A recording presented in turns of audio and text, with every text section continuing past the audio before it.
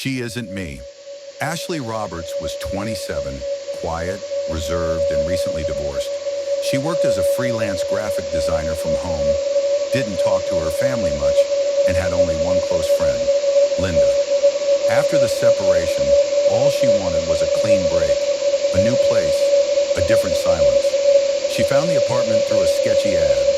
Ground floor, no neighbors on either side. The landlord barely asked for documents, just cash. The rent was half what it should have been. Ashley didn't ask why. When she arrived with her few boxes and a folded mattress, the landlord handed her the keys and said, "If the mirror bothers you, just throw a sheet over it. Don't try to move it. It's part of the apartment." She raised her eyebrows. "Part of the apartment? Like the windows or the walls," he smiled strangely. "Been there for decades." Inside, the apartment smelled like dust and wood polish. The floor creaked. Pipes groaned behind the walls. The bedroom was small, one window, peeling paint. And yes, there it was. A mirror, tall at least 6 feet, wooden frame, dark brown, carved with roses and strange twisting vines. The glass had a soft dimness to it, like it held onto shadows longer than it should. She tried to slide it, but it didn't budge.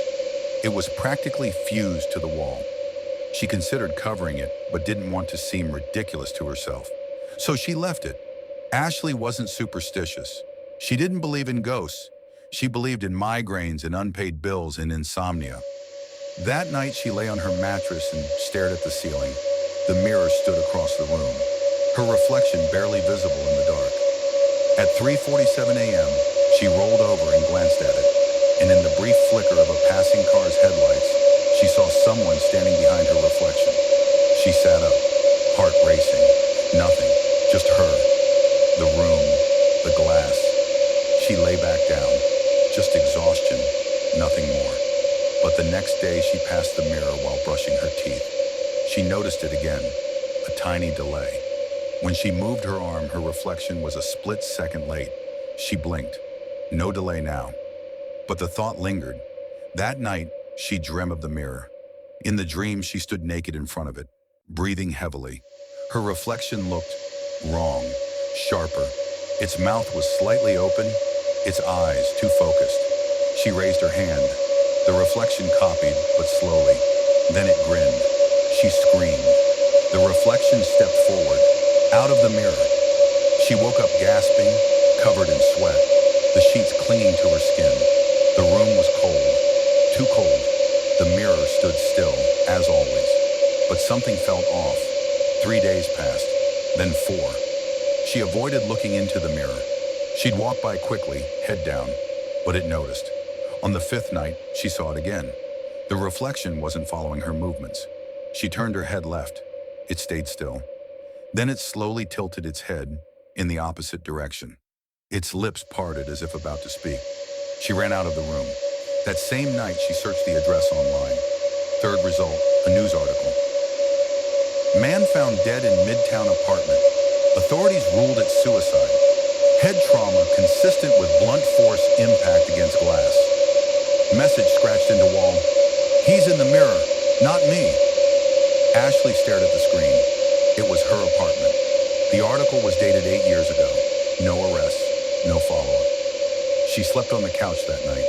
The mirror was still visible through the open bedroom door. It was like a heartbeat, always there, waiting. She called Linda the next day. "Hey, can you come over?" "Sure, what's wrong?" "I don't know, I think I'm losing it." Linda arrived that evening, brought coffee and takeout. Ashley explained, "Not everything, but enough." "I swear it watches me," she whispered. "It moves, it smiles. It doesn't reflect me anymore." Linda listened. She didn't believe her, but she stayed the night anyway. Ashley slept better. Linda did not. She woke up around 4 a.m., went to the bathroom, passed the mirror, and froze. Her reflection was already in the hallway, watching her from inside the glass, smiling. She backed away, heart pounding, looked again. Normal. Morning came. Linda looked pale. "Let's get rid of that thing," she said. Today, they tried. It didn't move. Not an inch. They called a junk removal service. The guy came in, took one look and said, "Not touching that? You can keep your money." The next night, Ashley dreamt again. She was standing inside a version of her room, but reversed. The furniture was backward. The air was thick, like breathing underwater. The mirror was a window now. On the other side, her own body, asleep. She banged on the glass, screamed. Her reflection smiled. Then it grabbed the inside edges of the mirror and pulled itself through. She woke up gasping and saw her own body standing at the foot of the bed. Only it wasn't her. It blinked in the wrong rhythm. It smiled with lips too wide. Then it stepped backward into the mirror. She was gone. Morning came. Linda knocked. Ashley answered the door, calm, smiling. "Thanks for coming back," she said. "I feel much better now."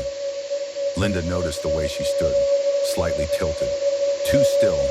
Her voice was flatter. Her eyes went darker. She turned to the mirror and saw two Ashleys, one beside her and one trapped inside, silently screaming. 2 months passed. A new girl rented the apartment. Student, young, didn't ask many questions. She liked the place, liked the mirror. On her first night, she stood in front of it, brushing her hair. For a moment, just a flicker, she saw a girl inside, pounding her fists against the glass, then gone. She thought she imagined it, but beneath the rug, scratched into the wood with torn nails, "She isn't me."